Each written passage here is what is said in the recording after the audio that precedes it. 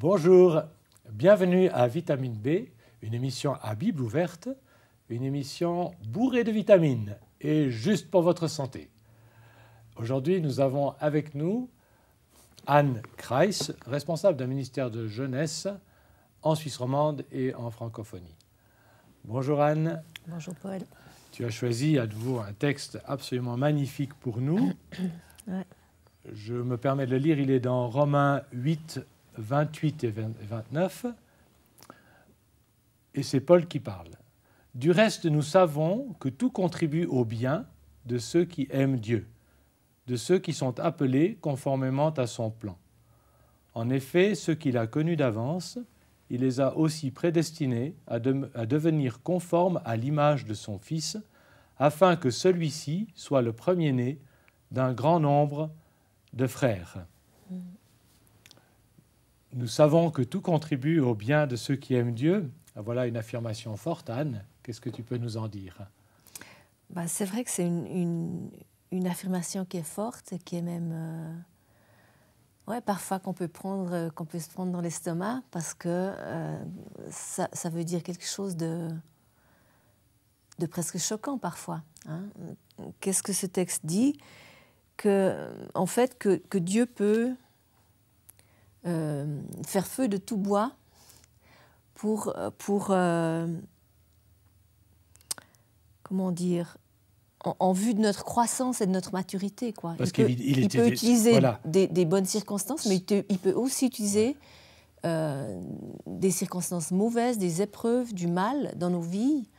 Il est capable d'utiliser ces choses-là aussi pour notre bien, pour notre croissance. Donc le texte ne dit pas que tout ce qui nous arrive est bien?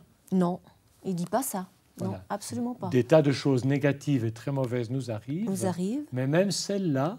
Dieu est capable de les transformer, en fait, d'en tirer du bien pour nous. Sans pour autant dire que ce qui est mal est bien. Bien sûr. Donc genre maladie, catastrophe, perte d'un être cher, ça reste quelque chose d'horrible et de difficile. Tout à fait. Est-ce qu'on pourrait dire Dieu veut le mal pour en tirer du bien? On peut aller jusque-là? Non, moi je pense pas. Je pense pas, mais... Donc les choses mauvaises arrivent. Le mal arrive parce qu'on est sur cette planète où on est environné de mal, où on en fait nous-mêmes.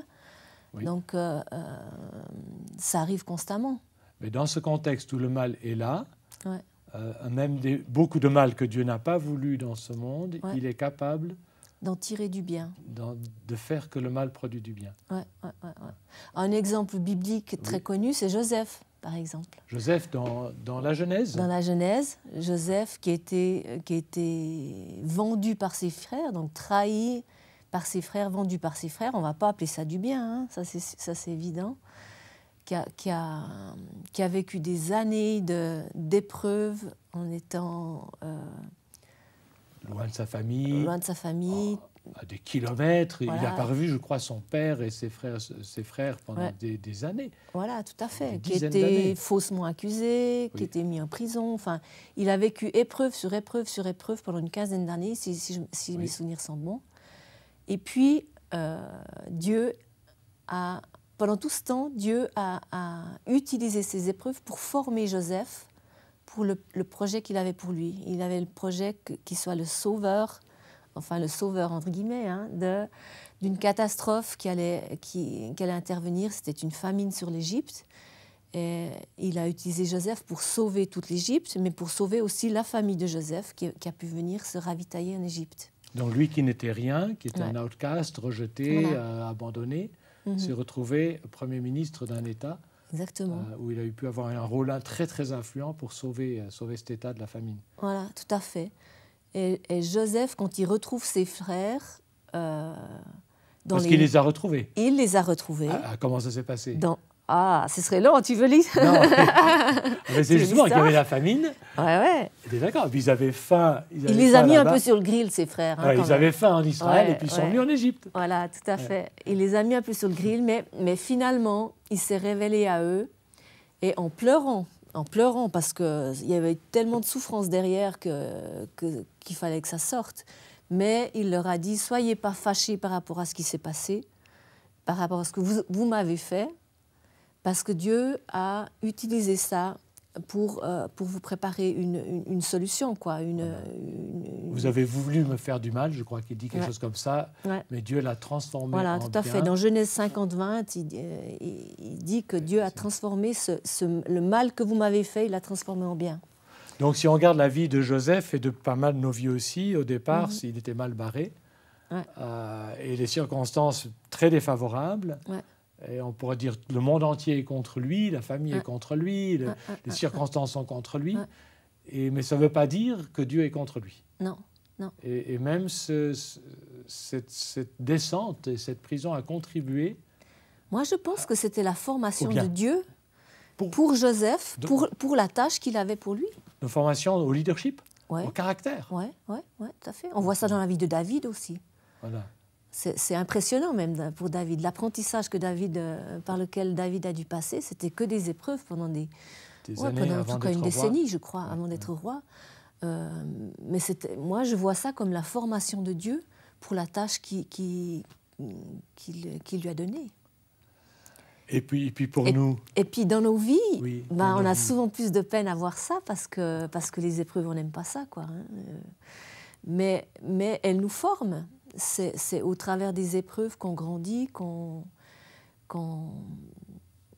s'affermit, qu'on prend confiance, etc. mais pas automatiquement. On peut aussi s'aigrir, devenir amer, devenir Tout à révolté. fait, c'est vrai.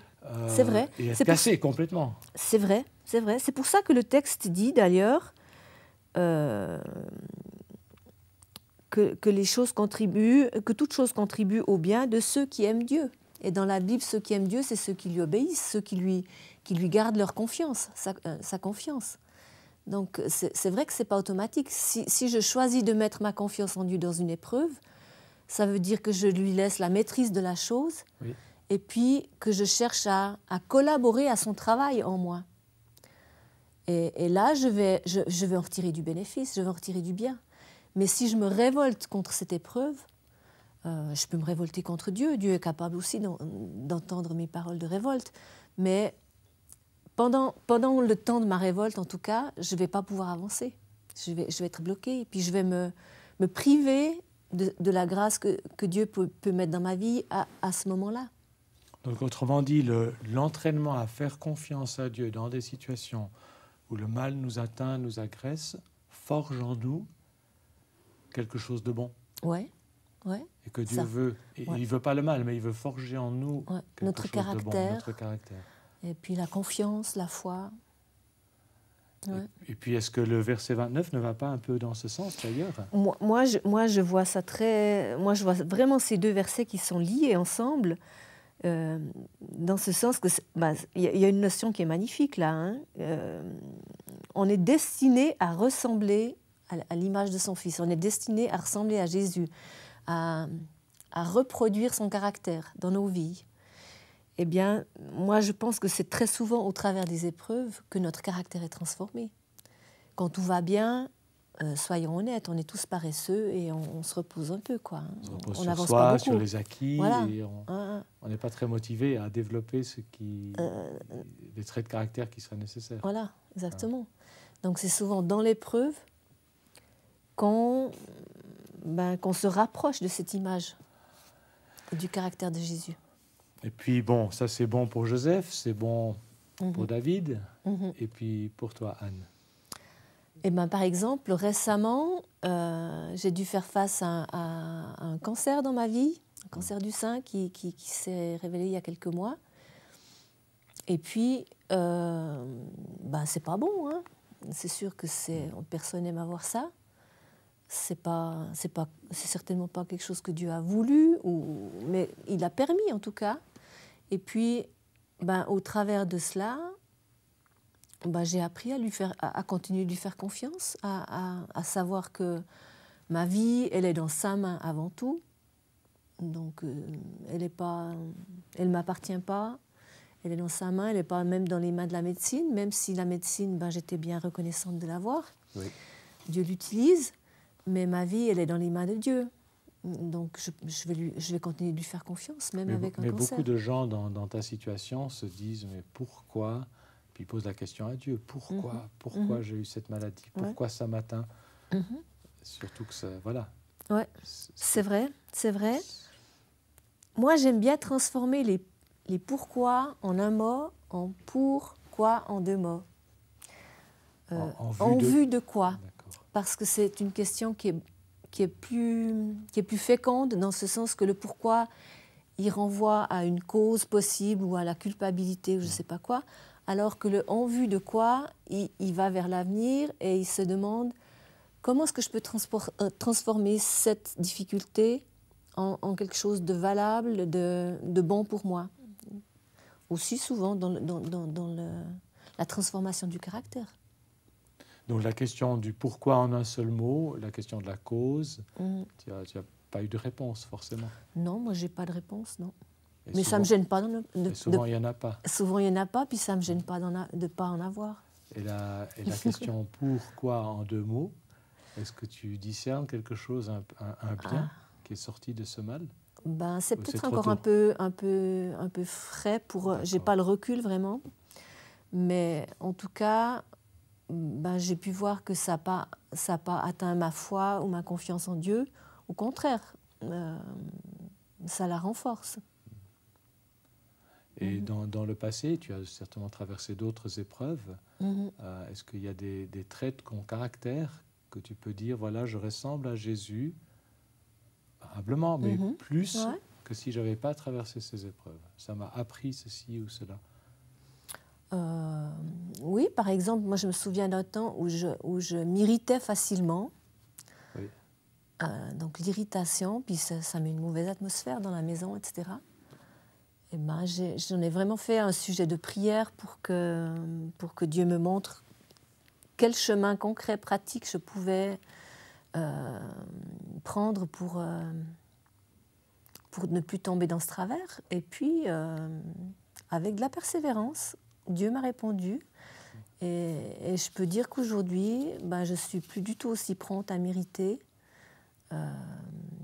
qu'avant. J'ai appris à prendre le recul, à faire la part des choses dans une situation, et puis à essayer de mettre plutôt